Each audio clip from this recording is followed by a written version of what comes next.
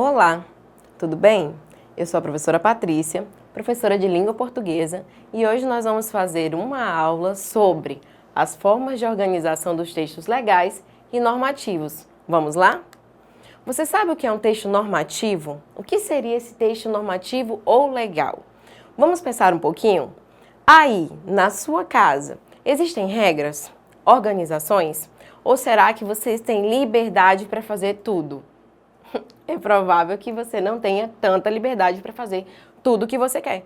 Porque dentro das nossas casas, para um bom convívio com a família, nós estabelecemos algumas regras, normas. Tá vendo como você sabe o que é um texto normativo? Só que em casa é oral, né? A mãe fala, o pai fala, o avô fala, o tio fala. Fica muito natural ali as regrinhas daquilo que se pode e aquilo que não se pode fazer. Quando nós saímos das nossas casas, nós aumentamos o grupo social. Então não é mais aquele grupo pequenininho da família. Agora é um grupo bem maior, que vai precisar de regras, de normas.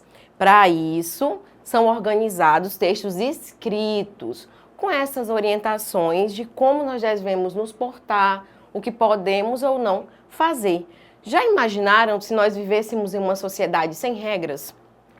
Como seria o nosso diálogo, né? Como nós iríamos manter a nossa interação? Provavelmente seria uma confusão, não é? Por isso as normas são tão importantes dentro da sociedade, ok? Vamos ver um pouquinho essa definição? Olha só, texto normativo ou legal é definido como aquele que integra um conjunto de regras, normas e preceitos. Destina-se a reger o funcionamento de um grupo ou de uma determinada atividade. Normativo significa dizer que estabelece regras ou normas, simples assim. Dessa forma, essas regras, esses textos normativos, eles estabelecem ordens, proibições, possibilidades e direitos. Vamos ver um pouquinho mais sobre esses textos normativos, esses textos escritos que regulam a nossa sociedade? Tenho certeza que você aí de casa já conhece alguns. Bom, viver em sociedade significa seguir regras, não é verdade? Regras de como conviver com outras pessoas. Regras para se ter segurança no trânsito, por exemplo. Regras de como conseguir uma boa nota ou uma promoção no trabalho. Regras que organizam a nossa vida. Algumas formais, outras informais. Elas decidem como nós temos que nos comportar e são construídas por todos nós enquanto sociedade, certo? Ao escolhermos um representante político, através de um processo legal como as eleições, nós delegamos a essas pessoas a responsabilidade de estabelecer essas regras, criar, reformular, certo? Então as regras, as normas, elas são estabelecidas pela sociedade, que são representadas aí pelos agentes políticos. Olha só alguns exemplos de textos normativos. O primeiro que você está vendo aí na tela é a Constituição Brasileira, essa de 1988, que você pode ter acesso através de um livro ou através do seu aparelho celular, ou do papai ou da mamãe que está aí em casa. Lá você pode acessar diretamente pela uma ferramenta de busca como o Google, ou você pode baixar o aplicativo da Constituição. E ali você vai aprender um pouco mais sobre as leis que norteiam aí o nosso país. O que você está vendo ao lado é o ECA, chamado de Estatuto da Criança e do Adolescente, e que agora em 2020 completou 30 anos. Nele encontramos regras, normas para a proteção da criança, do adolescente, para a promoção do equilíbrio da saúde e do bem-estar, de vocês que estão aí em casa. Esse terceiro que vocês estão vendo é o Código de Trânsito Brasileiro. Sim, as leis que regulamentam o trânsito, os veículos aí, as regras para nós podermos dialogar no trânsito. E o quarto que você está vendo é a Declaração Universal dos Direitos Humanos, que este ano completou 72 aninhos, certo?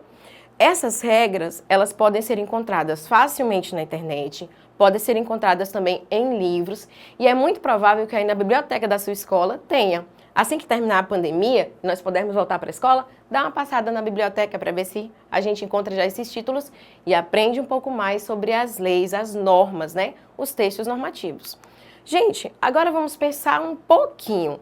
Além desses textos estarem na biblioteca, estarem na internet, estarem nos livros, onde mais a gente pode encontrar esses textos?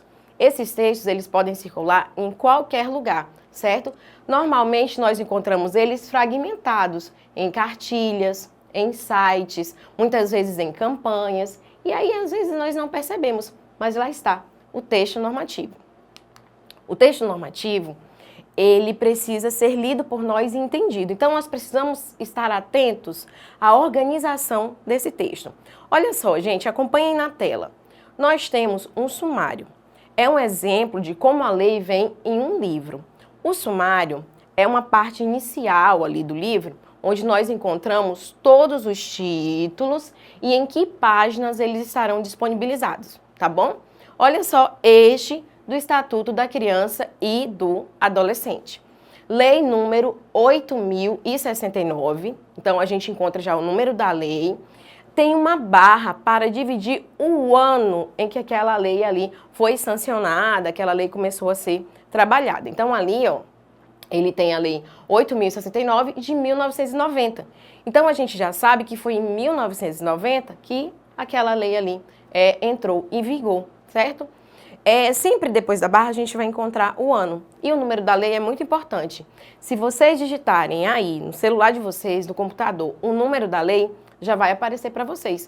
Porque as leis em número e organização, elas não vão se repetir, certo? Bom, ali nesse livro, né, que vai conter essas leis, nós encontramos livro 1, como vocês estão vendo ali, parte geral. Esse livro ele tem tudo sobre o Estatuto da Criança e do Adolescente. Tudo que foi publicado este ano. As leis, após serem criadas, elas podem ser reformuladas.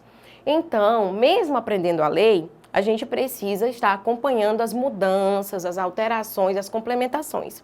Ali, naquele ano, nós vamos ter acesso a todas essas informações. Mas, em 2021, pode aí acontecer um ajuste, uma reformulação. Aí, a gente precisa ler de novo para estar sempre informado, sempre atento. Após o número do livro, observem. O que encontramos primeiro? O título. Vocês estão vendo? Então, o título diz das disposições preliminares, né? As disposições iniciais. Aquilo que se pensa aí geralmente sobre aquela lei, né? O que ela vai dizer de modo mais geral. Ali é o primeiro título. Lá no finalzinho diz, ó, ele está na página 10. Então, se você está interessado em ler aquele título, você vai lá na página 10 e vai fazer a leitura, certo? Lembrando que a linguagem dos textos normativos é uma linguagem técnica, ela é um pouco mais formal.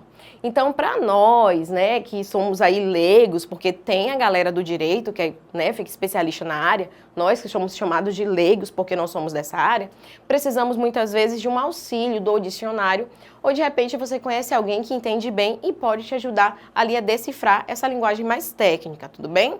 Bom, ali também tem o título segundo, vocês estão vendo? Diz assim, dos direitos fundamentais. Está logo na página 11.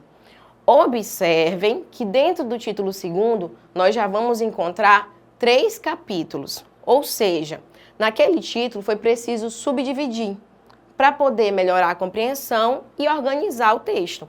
Então, nós temos o capítulo 1, do direito à vida e à saúde, o capítulo 2, do direito à liberdade, ao respeito e à dignidade, e do capítulo 3, do direito à convivência familiar e comunitária. Ali a gente já percebe que tudo tem uma página específica, né, para orientar bem a leitura. Na sequência, observem aí que dentro do capítulo 3 foram colocadas ali 3 seções, né? Ou seja, o capítulo 3, que trata dessa convivência familiar e comunitária, ele precisou ser organizado e nessa nova organização ele foi dividido para ficar melhor de eu e você entendermos. Aí ele diz, seção 1, as disposições gerais sobre esse assunto específico. Daí na seção 2, da família natural. E a seção 3, que vocês estão vendo ali, que é da família substituta, certo? Então, cada um deles vai falar sobre esse item que estão apresentando. Dentro aí da seção 3, eles consideraram uma seção mais ampla. Novamente, eles precisaram o quê? Reorganizar. E foi isso que foi feito. Eles reorganizaram e dentro daquela seção está aparecendo subseções, ou seja, mais detalhes dentro daquela seção, bem organizado para ajudar a nossa compreensão. Aí ali nós temos subseção 1, que trata das disposições gerais, a subseção 2, que é da guarda, a subseção 3, que fala da tutela, e a subseção 4, que fala aí da adoção. Viram só como é super organizado? Então, se nós seguirmos direitinho as organizações, vamos poder compreender mais sobre aquele assunto que mais nos interessa. O que vocês estão vendo agora na tela de vocês é uma lei de fato que você vai encontrar dentro de um site, por exemplo, ali ela não está, né, num livro em si, mas no livro ela vem com a mesma coisa, mas uma formatação apropriada para o livro, tá? Ali, por exemplo, vejam, o número da lei, o ano, 1990. Ali em cima tem o que nós chamamos de ementa, tá? E diz assim: dispõe sobre o Estatuto da Criança e do Adolescente e dá outras providências. A ementa, ela faz esse resumo geral da lei e normalmente termina dizendo e dá outras providências. Então, essa partezinha se repete em várias vezes. Então, eu já sei que vai tratar das leis de proteção à criança e ao adolescente. E o adolescente. Ali, depois de dizer que já foi sancionada, quer dizer que já foi aprovada para entrar em vigor, nós vamos encontrar as organizações. Olha só, exatamente o que nós vimos ali quando vai para o livro, né? Livro 1, parte geral, o título das disposições preliminares. Daí vem outras nomenclaturas. Nomenclaturas é nome das coisas, tá, gente? Arte quer dizer artigo. Ali o que você está vendo é o artigo 1º. Essa lei dispõe sobre a proteção integral à criança e ao adolescente. Vejam que dentro do artigo houve uma redução, arte. Do número 1 ao número 9, usamos números ordinais. Então, nós vamos falar assim, ó, artigo 1º, artigo 2º, artigo 3º. Quando chegar no número 10, aí você vai falar 10 mesmo, tá? Um número cardinal, artigo 10, artigo 11, artigo 12. Os artigos, eles são mais amplos. Dentro deles, nós vamos encontrar os parágrafos. Pode ter um parágrafo único, como esse que a gente viu, ou ele pode ter outros parágrafos. Os parágrafos, eles são marcados por esse símbolo que está aí na tela de vocês, que parecem dois S's bem juntinhos. O pessoal do direito não gosta que a gente use muito essa metáfora para a gente poder entender, mas parecem dois S's sim, né? Um pertinho do outro. Ali é um parágrafo, a gente usa o nome parágrafo. Segue a mesma regra, vai do 1º ao 9º, tá bom? Chegar no 10, você fala parágrafo 10. Além dos parágrafos, nós vamos encontrar os incisos, que são marcados aí pelos algarismos romanos. Depois nós vamos encontrar, além dos incisos, as alíneas, que são marcadas por letras minúsculas do alfabeto, certo? Como é organizado, né, gente? Quanto mais a gente aprende, mais a gente tem informação. Quanto mais informação, mais a gente consegue garantir os nossos direitos e os direitos da nossa comunidade, ok?